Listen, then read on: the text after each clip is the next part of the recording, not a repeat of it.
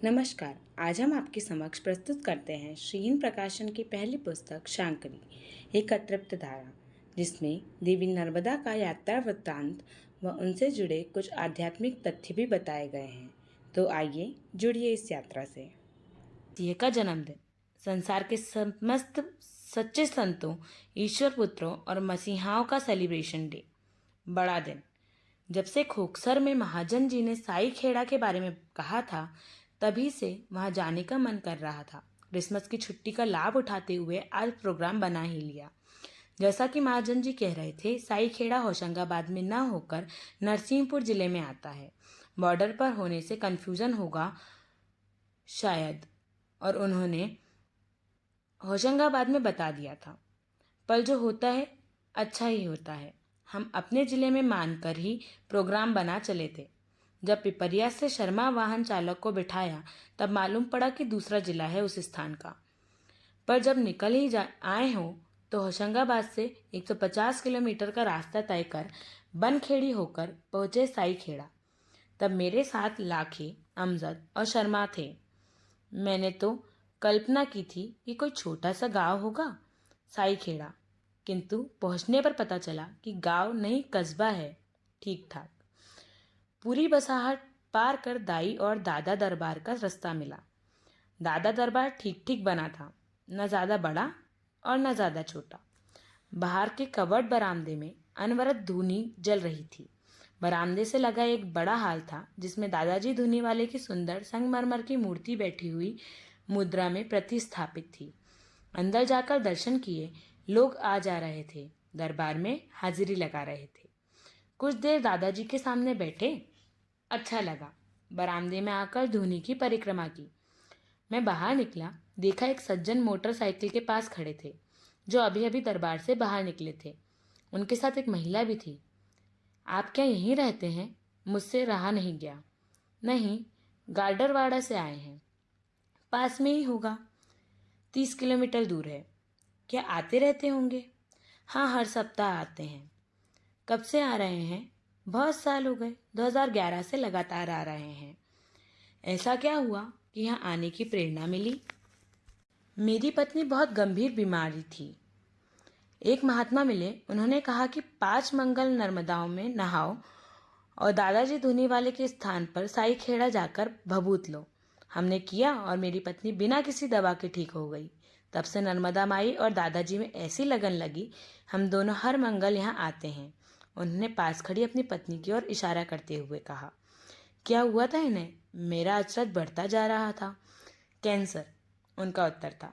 मैं आवक रह गया, डरते डरते पूछा, अब बिल्कुल ठीक है? आपके सामने खड़ी है, खुद देख लीजिए, उन्होंने पूरी श्रद्धा से कहा। 50-55 वर्ष के दरमियानी दंपति ने दादा दरबार की ओर हाथ जोड़ लिए। क्या नाम है आपका? पास में रखी पत्थर की बेंच पर उनके साथ बैठते हुए मैंने पूछा। सीताराम गंगापारी, और ये मेरी पत्नी है माया देवी। क्या करते हैं सीताराम जी? ट्रांसपोर्ट का बिजनेस है गाडरवाड़ा में। आपने कहा कि नर्मदा में स्नान कर यहाँ आते हैं। कहाँ करते हैं स्नान? झिकोली घाट है यहाँ से 3 किलोमीटर। पहले वहाँ जाते हैं दोनों, स्नान कर माँ नर्मदा का पूजन करते हैं, फिर यहाँ दादाजी के दरबार में हाजिरी लगाते हैं। पर आप तो कह रहे थे कि 5 मंगल बताए थे, फिर इतने दिनों से क्यों? क्या करें, मंगल आते ही खुद ही मन करने लगता है यहाँ आने का। पर आज क्यों? आज मंगल है ना साहब, उन्होंने कहा तो मुझे याद आया कि अरे हाँ, आज तो मंगल है। ये भी एक संयोग है, मैं मन ही मन सोचने लगा। तब तक हमारे पास दादा की सेवा में रहने वाले एक युवक आ गए। अपना नाम बालक दास बताया उन्होंने। सुदामा प्रसाद अग्रवाल के बारे में उनसे पूछा, जिनके बारे में महाजन जी कह रहे थे। बालक दास ने बताया कि वो बाजार में रहते हैं। पता लगा कि वे पिपरिया गए हैं। आप झिकोली घाट जाइए, वहाँ माता जी मिलेंगी, जो दादाजी की सेवा में रहती हैं। यहाँ की देखभाल भी वही करती हैं। आपको दादाजी के बारे में उनसे बहुत जानकारी मिलेगी, बालक दास ने कहा, और अंदर से लाकर हमें भोग प्रसाद दिया। हम लोग वहाँ से झिकोली घाट की ओर चल दिए। पक्की सड़क से झिकोली ग्राम पहुँचे। माता जी के आश्रम के बारे में जानकारी ले घाट के रुक लिया। अंजनी माता जी, यही नाम बताया था लोगों ने। वहाँ के आश्रम पर पहुँचे। बड़े क्षेत्रफल में बना नर्मदा किनारे सुंदर स्थान। ऊंची कगार पर अंजनी माताजी ने अपना आश्रम बनाया था। वहीं से नीचे बहती नर्मदा का दृश्य देखते ही बनता था। दूसरे घाट पर लगी छोटी छोटी दुकानें, नहाने के स्थान, रायसेन को नरसिंहपुर को जोड़ने बना ऊंचा और पक्का पुल, जिस पर आते जाते वाहन नर्मदा की सुंदरता में बढ़ोतरी कर ही रहे थे। नर्मदा का स्वच्छ नीला जल और चारों तरफ की छटा देखकर लगता था कि बस यहीं खड़े रहो, देखते रहो। प्रकृति ने ऐसा अद्भुत सौंदर्य रच दिया है कि शिव की पुत्री के आसपास और क्यों न रचती। बॉस की बेटी जो ठहरी। मैं अपलक माँ नर्मदा को निहारे जा रहा था कि माताजी अपने कक्ष से निकलकर बाहर आईं। हम लोग उनकी ओर लपके प्रणाम किया।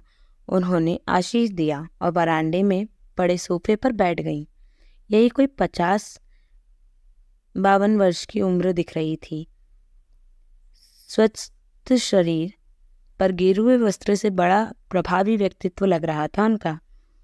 हम लोग उनके पास नीचे बैठे, अपना परिचय दिया और जब बताया कि होशंगाबाद से आए हैं तो उन्हें बड़ी प्रसन्नता हुई, इसलिए कि हम इतना दूर से आए हैं और इसलिए भी कि होशंगाबाद भी दादाजी के विभिन्न स्थानों में से एक है। माताजी, आप कब से यहाँ इस तरह से रह रही हैं? बेटा, हम गृहस्थ योगी हैं। साईखेड़ा में लोग हमें माताजी भी कहते हैं और मौसी भी कहते हैं। हम दोनों ही पति पत्नी ने संन्यास ले लिया है और 2001 से दादाजी की सेवा में आ गए हैं।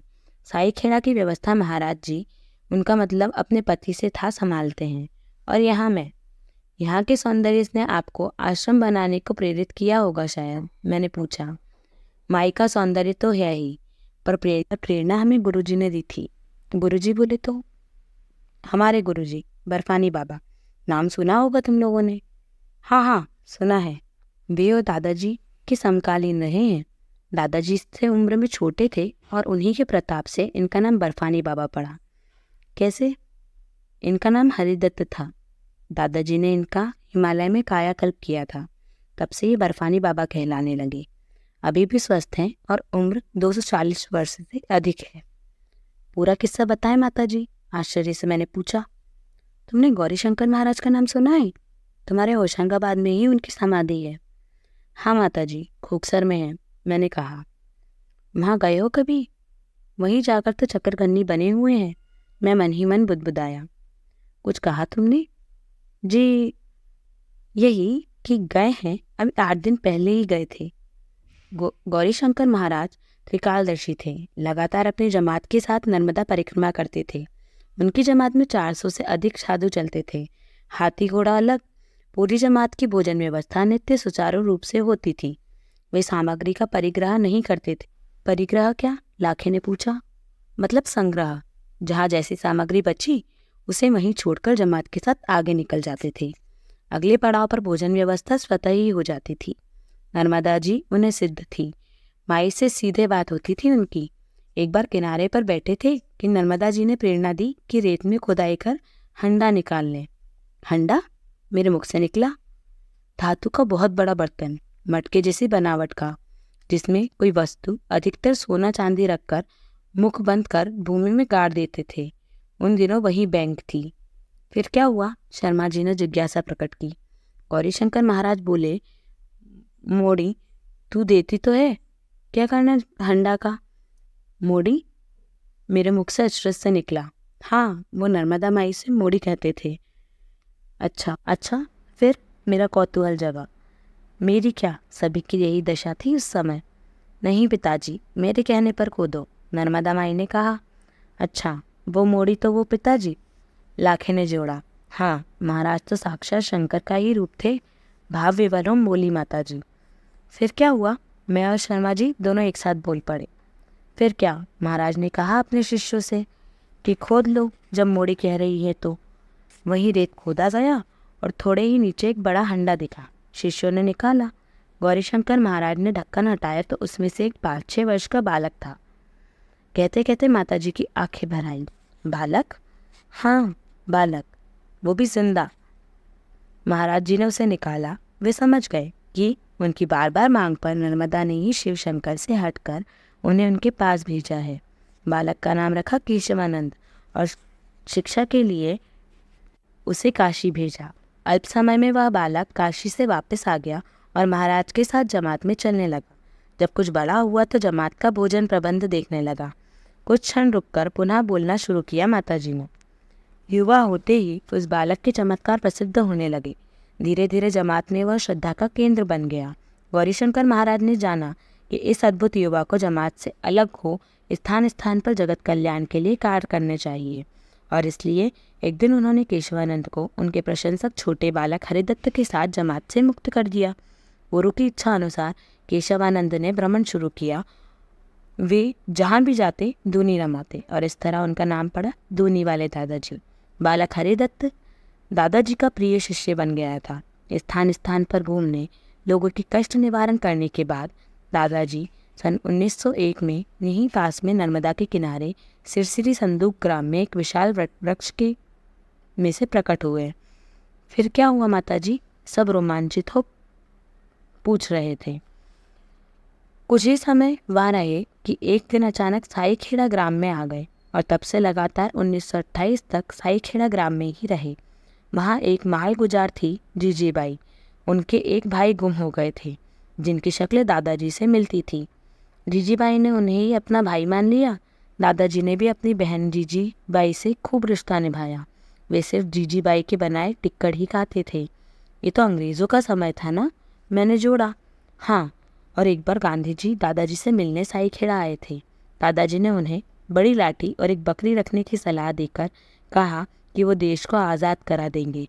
क्या सचमुच गांधी जी यहाँ आए थे? मैंने आश्चर्य की सीमा न रही। दादाजी का ही चमत्कार था।